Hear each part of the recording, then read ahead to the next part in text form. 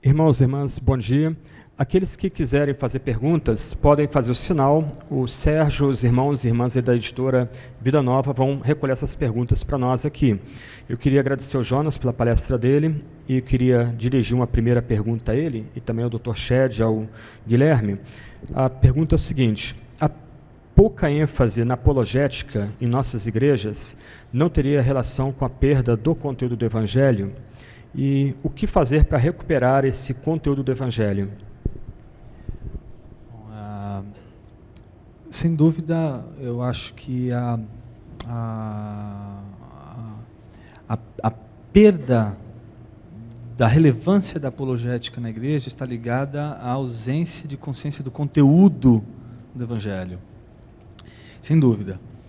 Mas, ao mesmo tempo, há, no contexto da igreja, uma certa desconfiança da apologética.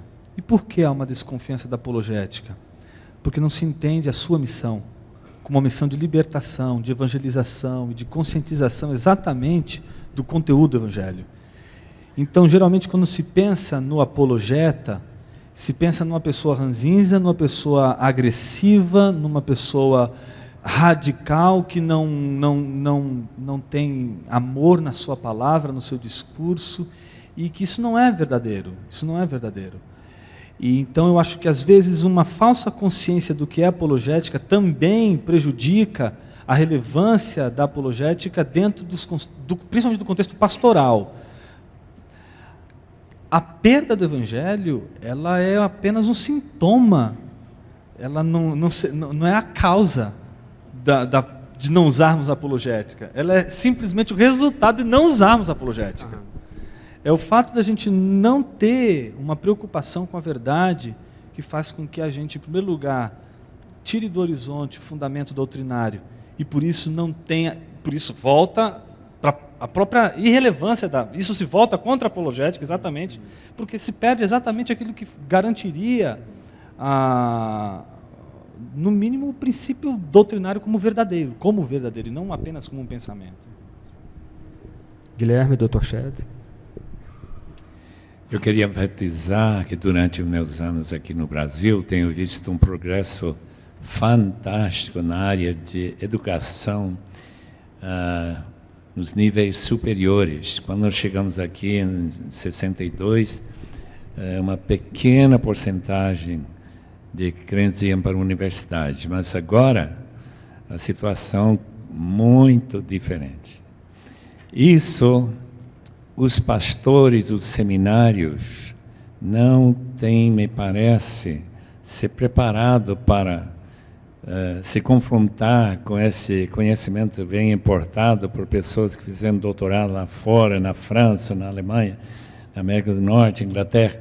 Então, eles trazem questões que os líderes das igrejas, pastores, nunca ouviram falar. Então, eles se sentem intimidados. Então, eles vão dizer, não, o Evangelho é muito mais simples do que isso. Não precisa responder essas perguntas. Portanto, um congresso como esse, que está mostrando que a situação é diferente hoje, 2012, do que em 1962, ou até nos anos 70 e 80.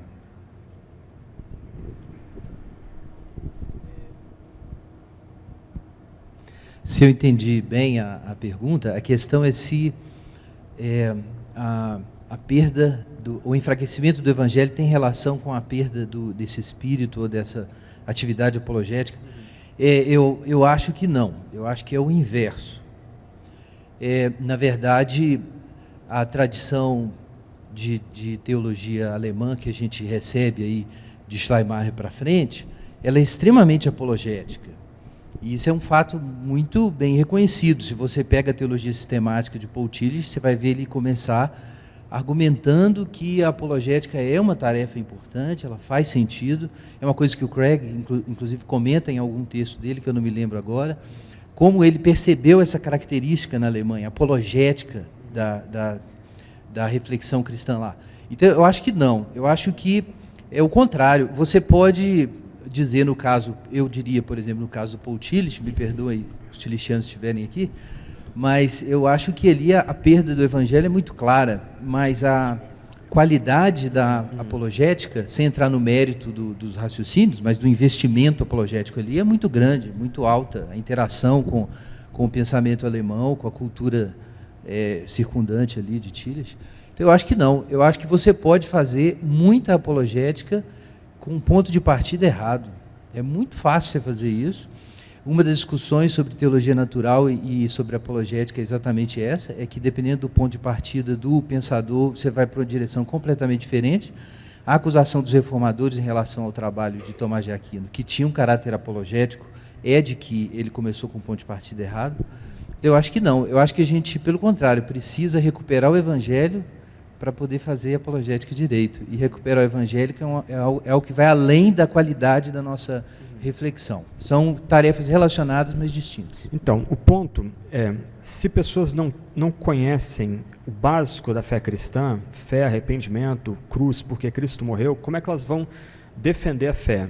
Mas aí a questão, entra a segunda pergunta ligada à primeira, isso o Jonas enfatizou bastante, a questão do pastor ter a responsabilidade de pregar a reta doutrina, a sã doutrina, é o que fazer para recuperar o Evangelho em nossas comunidades. Que dicas vocês poderiam dar para isso? Quais sugestões práticas? A gente tem pastores, presbíteros, diáconos, líderes aqui de forma geral. Como é que a gente pode trabalhar para recuperar o Evangelho e defender o Evangelho também? Um amigo, também é professor, pastor, mas lida mais com as disciplinas mais pastorais no seminário. Um dia olhou para mim e disse assim: Jonas, você não é um pastor. Aí eu disse assim: por quê? Eu falei: não, porque você é acadêmico, você estuda filosofia, você está fazendo mestrado em filosofia, você está fazendo doutorado em filosofia, você não pode ser pastor. E eu percebi que por trás daquele discurso tem uma crença errada. Qual é a crença errada? A crença errada é a seguinte, de que quem estuda tem que ficar na universidade, tem que ficar no seminário, não pode ficar dentro da igreja. Eu já acho, por exemplo, que eu sou totalmente a favor dos seminários, mas eu tenho a impressão de que o seminário já mostra, com toda a força que ele tem, ele mostra também a deficiência das nossas igrejas. Só existem seminários, porque está faltando em nossas igrejas exatamente orientação e ensino. Por que a gente recebe, eu vejo lá muitos alunos, nos seminários que eu dou aula, muitos alunos, que muitos deles não estão à procura de um preparo para o ministério pastoral. É notório isso. Você vê que o indivíduo não tem um chamado para o ministério pastoral. Mas por que ele está fazendo seminário? Porque ali ele tem conhecimento, porque ali ele estuda. Aparentemente, né? Aparentemente. Ele vê o seminário como um substituto de uma classe de catequese ou de escola bíblica dominical. Então ele projeta no seminário aquela imagem de um retiro espiritual, onde ele vai aprender Bíblia, só que daqui a pouco ele topa com JEDP, aí é complicado, né? É complicado. Quando eu viajo, aceito convites para a igreja, eu sempre levo livros. O que me deixa bem pasmado é que quase nenhuma igreja que eu visito tem uma biblioteca da igreja e que pastores incentivam os jovens, especialmente aqueles que estão pensando fazer vestibular, tudo mais, a ler. Porque tem respostas, tem explicações. Se o pastor não conhece, pelo menos os autores dos livros, em geral, conhecem, se os livros são bem escolhidos da Vida Nova, claro, mas... uma biblioteca pode ser uma grande ajuda para abrir as mentes e ajudar as pessoas a entender melhor essas questões que estão em pauta nas universidades. Biologia, por exemplo.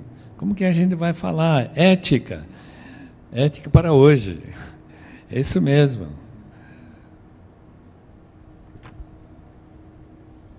A gente tem uma biblioteca lá na igreja. E eu agradeço o comentário do professor Shed, porque isso vai justificar as compras que eu vou fazer daqui a pouco. Mas eu acho que a gente precisa de um solo adequado E um solo de cristianismo autêntico, eu acho que ele pode gerar uma boa apologética. Eu lembro aqui, isso é até manjado, né? Estou lembrado do Kuyper. Mas realmente ele tinha ficado liberal completamente, quando ele terminou a formação teológica dele, e aí ele vai pastorear uma pequena congregação, e lá todo mundo é cristão autêntico, genuíno. O pessoal não tem a menor condição de apresentar uma resposta apologética para o Kuyper, mas aquele contexto produz uma mudança nele. Os membros da igreja começam a orar pela conversão do pastor, né? Ele se converte. Uma senhora dá as institutas para ele, né? Desafia ele as institutas de Calvino. Então, eu acho que...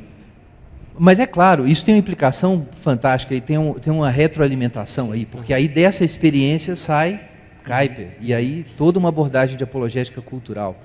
Mas aí isso também influencia a forma como ele coloca a coisa. A questão não é só a gente apresentar bons argumentos, é construir ou alimentar um sistema cultural que dá plausibilidade para o arrazoado cristão, para os argumentos cristãos. E isso é algo mais do que só apologética. Isso envolve tem a ver com um envolvimento cultural mais amplo, que dá plausibilidade ali para tudo aquilo. Então eu acho que a gente tinha que ver a coisa de uma forma mais orgânica. Não é só a gente restaura a apologética e tudo fica bom. Na verdade, várias coisas têm que ser restauradas ao mesmo tempo para que uma boa apologética possa nascer nesse solo, eu diria. Eu recebi uma pergunta aqui bem simples, mas eu acho que é válida pensar um pouco nela. Como trabalhar conteúdos profundos em comunidades mais simples? Por exemplo, comunidades de classe D e C. E aí, como é que vocês podem ajudar esse irmão que fez essa pergunta? Tem um ditado que se diz assim entre os filósofos, que os filósofos falam que a gente já sabe com palavras que a gente não entende.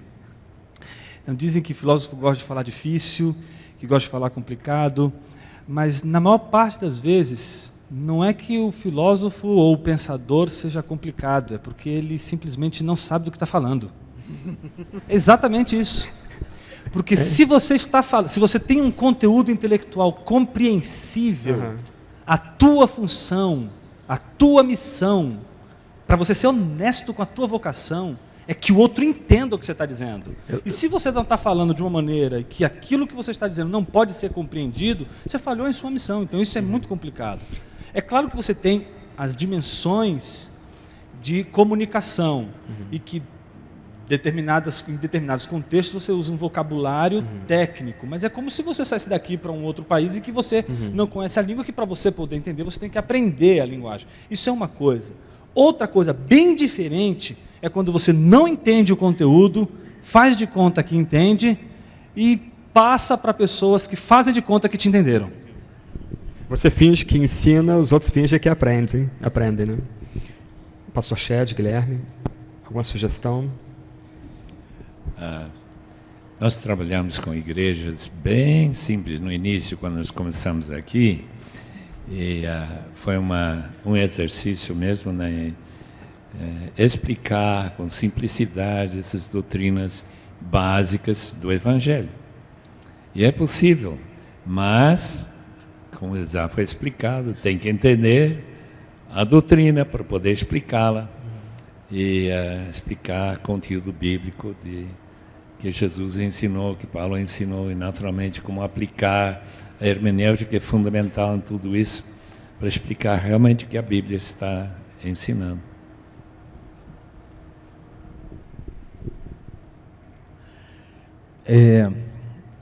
Esse tema me preocupa particularmente, porque eu fui muitas vezes acusado de falar muito difícil. E o Jonas está certo, eu descobri que em parte das ocasiões me faltava uma compreensão adequada do objeto, realmente. Mas além disso tem essa questão da distância cultural, dos problemas nos quais você está imerso, de repente você quer responder, sei lá, para o seu contexto universitário, e o contexto que você tem na comunidade pode ser completamente diferente. Mas existe sempre um jeito de comunicar. Eu lembro um dia que eu tive uma experiência muito engraçada. Um dia minha filha mais nova, A gente estava falando muito sobre a Trindade na comunidade, então a minha filha mais nova fez uma pergunta para a mãe dela. No momento estava fazendo o cabelo, ela disse: ô mãe, onde é que o Espírito Santo fica? Ele fica no meio do Pai e de Jesus? Perfeita observação teológica. O Espírito Santo, de acordo com Agostinho, é a comunhão do Pai e do Filho, né? O vínculo caritatis. Então, realmente, claro, ela estava usando termos espaciais ali, né? Bem concretos para tentar encontrar um sentido naquilo. Mas, poxa, uma criança então de 5 anos para e pensa sobre a Trindade e tenta resolver esse problema. Então, não é demais você tentar explicar a doutrina da Trindade até onde é possível, estudar isso biblicamente, as implicações práticas. Eu acho que o que muitas vezes impede, e eu tive essa dificuldade há muitos anos, por isso eu diria isso, às vezes não é a compreensão teórica só, abstrata, mas o significado existencial que a teologia cristã tem. Eu acho que como muitas vezes o líder cristão, o pastor, não penetrou no significado que elas têm existencialmente, ele não consegue comunicar. Ele dá uma classe, ensina a doutrina da Trindade, e no final as pessoas só sabem que a doutrina da Trindade é um dos pontos que ela tem que assinar para ser aceita na igreja. Mas o que ela significa em termos da sua respiração, da sua vivência cristã, não é captado. Qual a ligação disso com a oração, com a adoração, com a comunhão, Total. com a salvação, né? Total. Ela não consegue fazer a ligação do enunciado com a vida prática. Então, aí, de repente, a doutrina é compreendida em termos da sua coerência no sistema doutrinário, mas não é compreendida na sua conexão com a existência e com as realidades da cultura contemporânea. Aí eu diria que essa compreensão, que nem chega a ser meramente no nível intelectual, eu diria que é o maior obstáculo. As perguntas não são percebidas como sendo relevantes.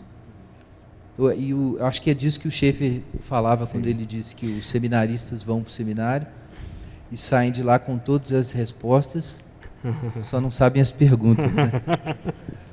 Uma das nossas dívidas com o Dr. Shedd é a ênfase na pregação expositiva. Eu entendo, complementando o que os irmãos têm dito, que uma forma de criar uma massa crítica na igreja é justamente expor o texto bíblico. E, especialmente em comunidades mais simples, em vez de talvez começar com as epístolas, que são bem densas, começar com narrativas bíblicas. Gênesis 1, Gênesis 3, Gênesis 11, Gênesis 12, Gênesis 22. Então, na medida que a gente vai expondo o texto bíblico, especialmente as histórias, eu acho que a gente pode começar a chamar a atenção das pessoas para o conteúdo mais profundo do Evangelho, em como essas histórias são aprofundadas, elaboradas no Novo Testamento, especialmente nas epístolas. Então, me parece que a pregação expositiva ela é vital para suscitar esse interesse, preparar as pessoas para absorver um conteúdo um pouco mais denso, um pouco mais profundo, metafísico talvez, né? Uma última pergunta, uma pergunta um pouco mais provocadora. O enfraquecimento da apologética em nosso meio não passa pelo enfraquecimento do ensino e na maneira em que a teologia é tratada em nossos seminários e faculdades teológicas? Talvez tenha a ver com a entrada do teologia liberal nas faculdades teológicas também. Na verdade, até a palestra de hoje a escolha da nota 20 de Bonhoeffer foi exatamente por isso. Quando você separa disciplina doutrinária de disciplina eclesiástica e você diz que a disciplina eclesiástica é mais importante do que a disciplina doutrinária, porque essa aqui é prática e essa aqui é apenas doxástica, ou só da mente, ou da inteligência, ou das crenças, você perde toda a relação de implicação que existe da disciplina doutrinária na disciplina eclesiástica. Então, o que acontece mais ou menos é uma esquizofrenia que a gente cria, separando, digamos assim, a experiência da vivência cristã da inteligência da fé cristã. E eu acho que isso é cometer o suicídio dentro da vida cristã. A gente não separa coisas que não são separadas. Essa ideia já é uma ideia antiga que sempre ameaçou o cristianismo. Esse dualismo de colocar a alma de um lado, a inteligência de um lado, e a pragmática, ou a expressão da inteligência do outro, isso sempre tentou entrar no cristianismo de alguma forma.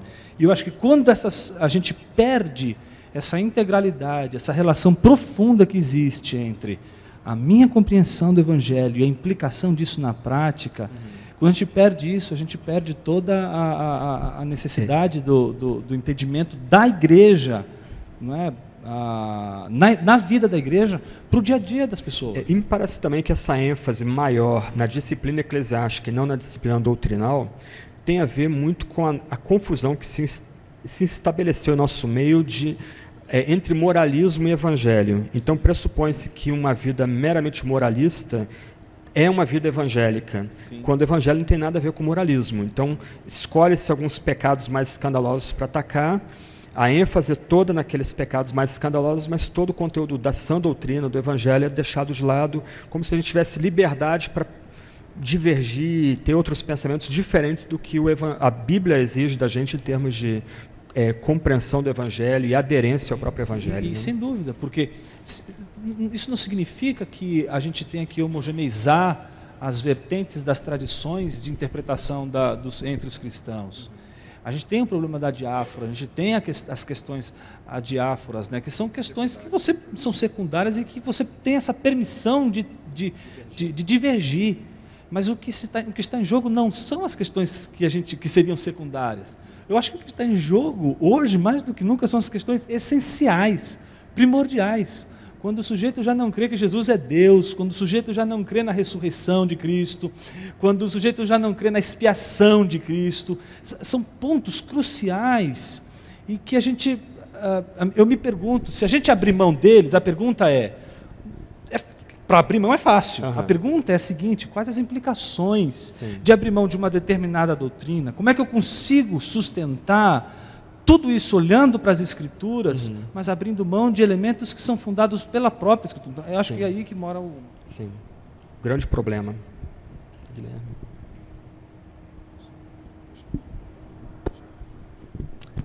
Eu tenho sentido uma certa dificuldade em saber se eu estou contradizendo uma tradição denominacional.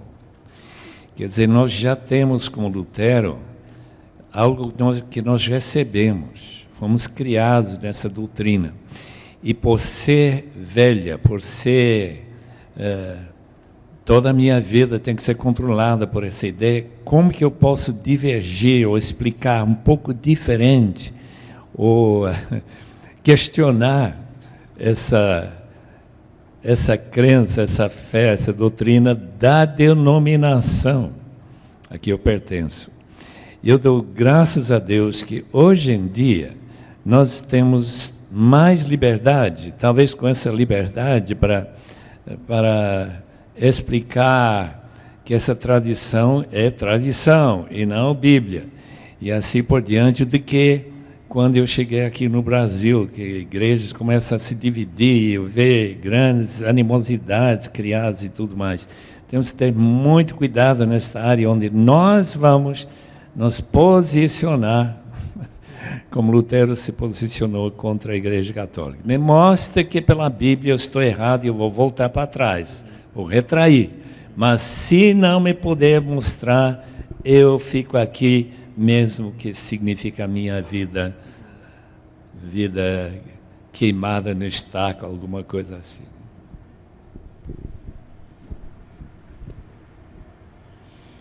Eu só queria observar que eu acho que a gente precisa ter uma mudança no nosso paradigma mesmo de formação teológica.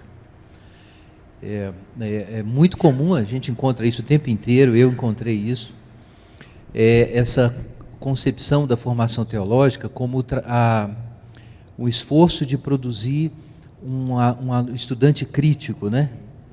Que tem senso crítico e que, consequentemente, sabe fazer teologia de forma crítica, e muitas vezes a concepção que o pessoal tem de um bom teólogo é alguém que tem uma mente aguçada, que sabe os métodos, que compreende o que está acontecendo.